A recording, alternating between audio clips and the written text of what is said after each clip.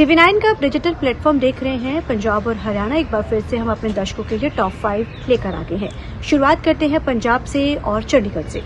आज जो सबसे बड़ी खबर है, क्योंकि चंडीगढ़ में मेयर चुनाव होने जा रहे हैं। अभी हाल ही में जनवरी में होते हैं हर साल की तरह, लेकिन उससे ठीक पहले एक बड़ा फेरबदल देखने को मिला।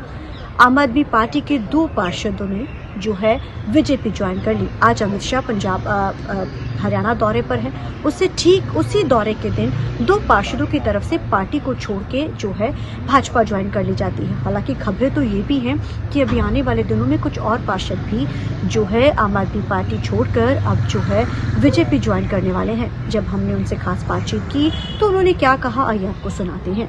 देखिए जी, मन तो मेरा मन चुका है, इसलिए मैं आई हूँ। डेवलपमेंट की बात के ही करके आई, क्योंकि लोगों को हमेशा काम की जरूरत होती है वार्ड में। तो मैं इसलिए बीजेपी ज्वाइन की है, क्योंकि हमारे अधूरे हैं काम, इसलिए आई हूँ यहाँ पे कि हमारे जो काम है पूरे।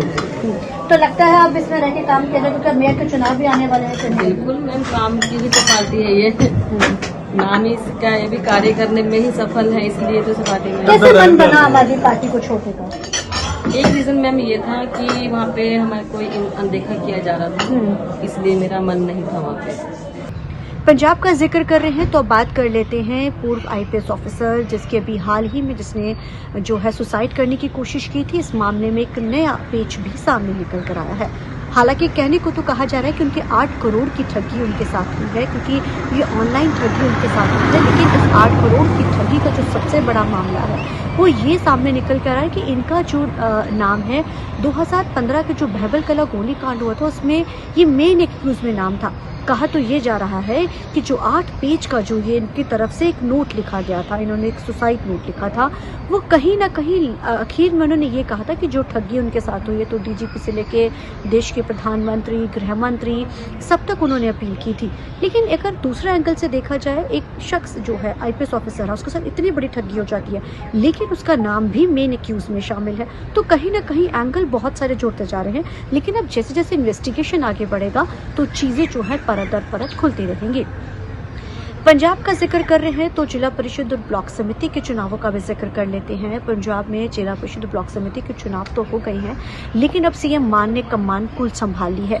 इस चुनाव के बाद कहीं ना कहीं उनका जो गांव का वोट है वो बहुत स्ट्रांग हुआ है। 2018 से लेकर 2025 का अगर जिक्र किया जाए तो वोट बैंक लगातार बढ़ता जा रहा है। तो CM मान अब खुद कमान संभाल रहे हैं। अब वो ये बात समझ चुके हैं कि अगर हमें दोबारा से 27 में अगर हमें सरकार बनानी है, जहां जहां वोट बैंक हमारा कमजोर था उसको स्ट्रांग करना बड़ा जरूरी है।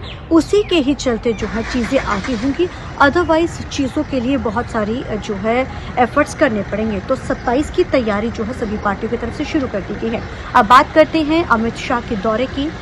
अमित शाह आज पंचकुला दौरे पर है। उन्होंने अलग अलग कार्यक्रमों में वो शिरकत हुए हैं और अलग अलग कार्यक्रमों के तहत उन्होंने बहुत सारे चीज़ों का उन्होंने आज इनॉग्रेशन भी जो है वो किया है।